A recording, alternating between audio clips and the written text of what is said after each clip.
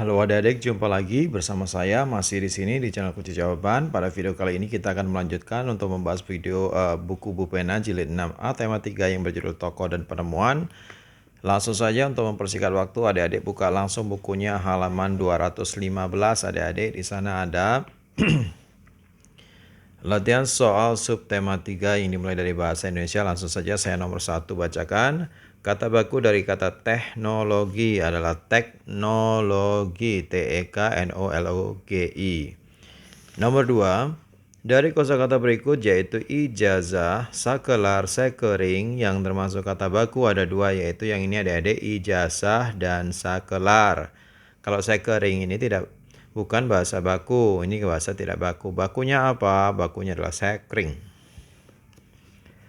Kemudian nomor 3, bacalah kalimat berikut. Zaman dulu manusia menulis menggunakan ujung pisau yang digoreskan ke batang pohon. Kata tidak baku pada kalimat tersebut ada 2, yaitu zaman dan dulu. Harusnya zaman, dulu ini harusnya dahulu. Sudah ditulis adik-adik, jawabannya adalah zaman, dulu. Kemudian nomor 4, tuliskan perbaikan kalimat berikut menjadi kalimat efektif. Mereka bermain badminton pada lapangan. Yang betul adalah yang tadi zaman dan dahulu. Yang betul adalah mereka bermain badminton di lapangan. Nomor 5, tuliskan contoh kata baku. Ya, saya ambil dari yang atas-atas ini aja ya, adik-adik ya. Yang pertama kata baku adalah zaman, kemudian dahulu, sakelar, ijazah, sekring. IPS nomor 1 yang termasuk dalam usaha pertanian adalah jawabnya A, menanam cabai.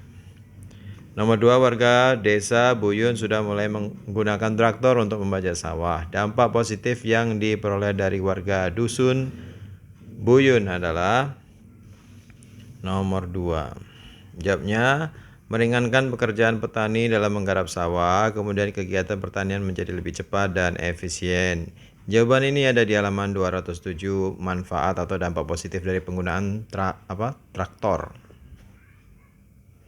Nomor 3. Alat transportasi yang digunakan untuk mengangkut barang antar pulau dalam waktu cepat adalah jawabnya kapal. Nomor 4, apa dampak yang kamu rasakan dalam bidang ekonomi dengan adanya kemajuan di bidang sarana transportasi? Jawabannya bervariasi, berbeda-beda ya adik-adik. Jika adik-adik berkenan dengan jawaban saya, silakan dicatat adik-adik. Jawaban saya adalah tersedianya berbagai kebutuhan pokok sehari-hari yang mudah didapat. Kemudian jual beli jarak jauh kini tidak ada kendala lagi. Nomor 5, tuliskan 5 dampak yang timbul dari penggunaan teknologi. Yang dimaksud ini dampak negatif atau dampak positif ya adik-adik ya. Silahkan di komen nanti ya adik-adik ya. Saya kasih dua-duanya adik-adik. Dampak positifnya adalah pekerjaan jadi lebih cepat, pekerjaan jadi lebih ringan, dapat menerima berita dan informasi lebih mudah dan cepat. Kemudian bepergian jadi mudah dan cepat. Dan satu lagi, belajar jadi lebih mudah. Nah, itu dampak yang positif adik-adik. Kalau timbul saya rasa dampak negatif kayaknya ya adik-adik ya. Jadi ini dampak negatifnya adalah timbul pencemaran udara karena asap kendaraan, kemudian timbul pencemaran suara karena suara traktor, pencemaran lingkungan dari limbah industri, lebih mencintai barang luar negeri daripada buatan dalam negeri, yang terakhir perilaku konsumtif semakin meningkat. Silakan adik-adik di stop dan disalin. Ya, silakan dampak negatif dan positifnya tadi seperti itu. Kemudian nomor 1, IPA. Suatu rangkaian listrik yang terdiri dari rangkaian seri dan paralel dinamakan rangkaian. Jawabnya listrik campuran. Yang lengkapnya adalah rangkaian listrik campuran. Nomor 2, amatilah gambar rangkaian campuran berikut. Sudah saya amati adik-adik. Hal yang terjadi jika saklar S2 dibuka dan S1 ditutup adalah S2-nya yang ini, S1-nya yang ini. S2-nya dibuka, S2 dibuka. Berarti bagaimana dengan L4 dan L5? L4 sebelah kirinya langsung ke baterai. Dan ini kalau nyambung ya berarti masih nyala ya adik-adik. Ini juga begitu adik-adik, nyala. Kalau kanan dan ke kirinya masih satu baris berarti masih nyala.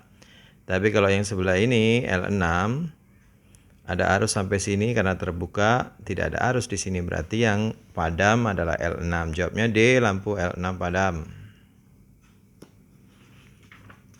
Kemudian nomor 3, amatilah gambar berikut.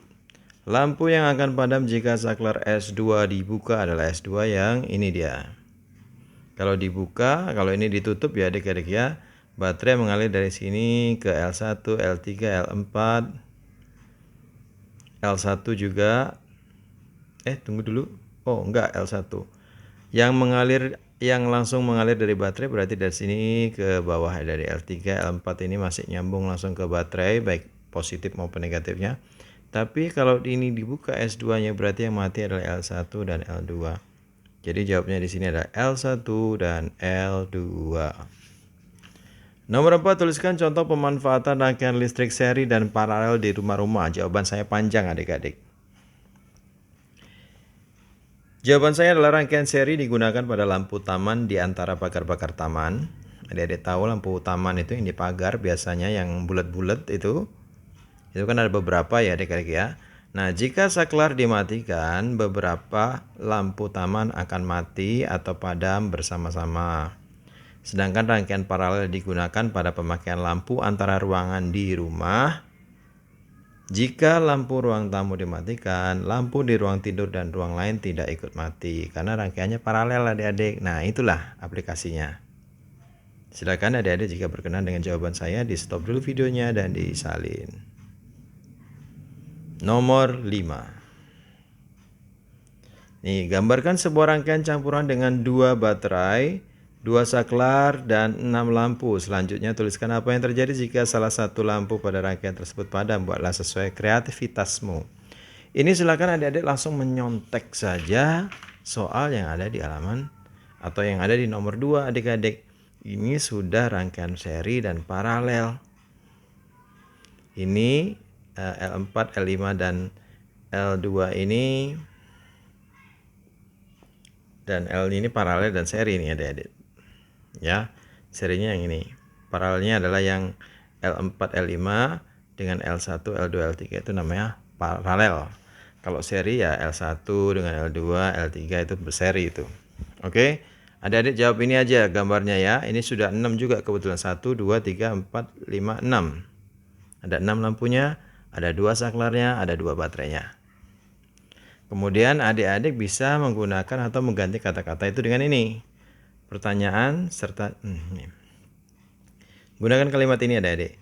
Jika L1 padam, maka L2 dan L3 ikut padam.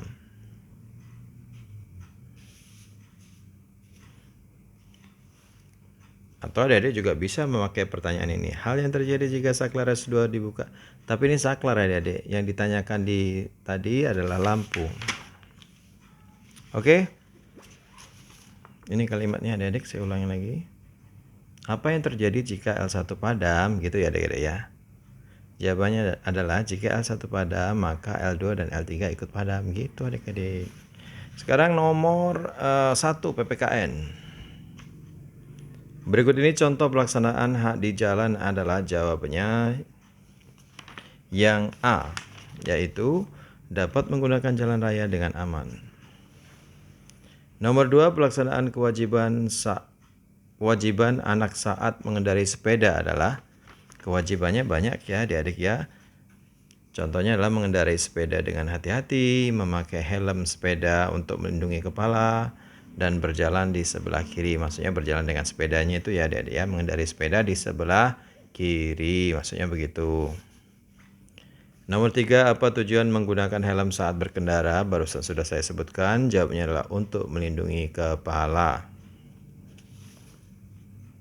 Nomor 4, mengapa kita harus melaksanakan hak dan kewajiban dengan penuh tanggung jawab? Jawabnya adalah agar tidak melanggar dan merugikan hak orang lain. Adik-adik bisa kasih kita di sini, agar kita tidak melanggar dan merugikan hak orang lain. Kemudian nomor 5, tuliskan 2 contoh pelaksanaan hak dan kewajiban di tempat wisata beserta manfaatnya. Hak di tempat wisata yaitu menikmati tempat wisata dengan senang dan nyaman. Hak yang kedua adalah mendapat pelayanan yang baik. Kewajiban di tempat wisata adalah yang pertama, tidak merusak fasilitas tempat wisata. Yang kedua, menjaga kebersihan tempat wisata. Manfaatnya apa? Yaitu agar tempat wisata terjaga kebersihannya. Satu lagi, agar tempat wisata tidak rusak. Oke adik-adik, sekarang kita ke SPDP nomor 1. Lagu Apuse memiliki birama 4/4. Artinya, ini, tiap birama terdiri atas 4 ketukan.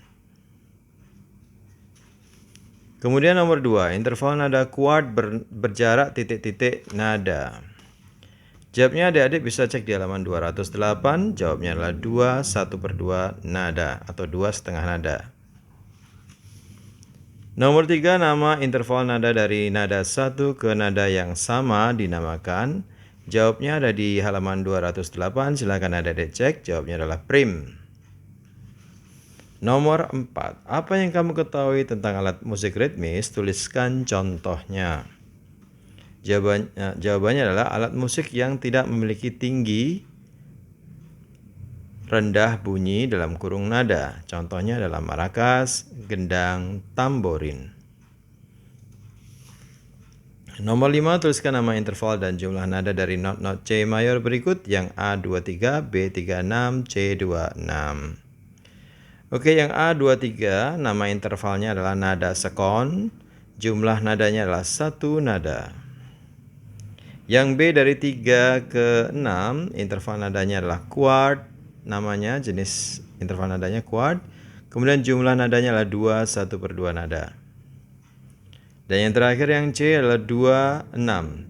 Interval nadanya namanya queen. Jumlah nadanya adalah 3 1/2 atau 3,5 nada. Jelas ya adik-adik ya, sampai di situ saja perjumpaan kita pada kali ini. Jangan lupa untuk diulang-ulang lagi pelajarannya adik-adik. Dan terima kasih banyak bagi yang sudah subscribe atas dukungannya. Bagi yang belum, silakan di subscribe jika video ini bermanfaat untuk Anda. Dan lupa di like dan komen dengan sopan. Dan di-share kepada teman-teman yang masih mengalami kesulitan untuk mengisi buku Bu Pena jilid 6A tema 3 tokoh dan penemuan. Kita lanjutkan di tema yang keempat nanti ya adik-adik ya. Terima kasih dan sampai jumpa.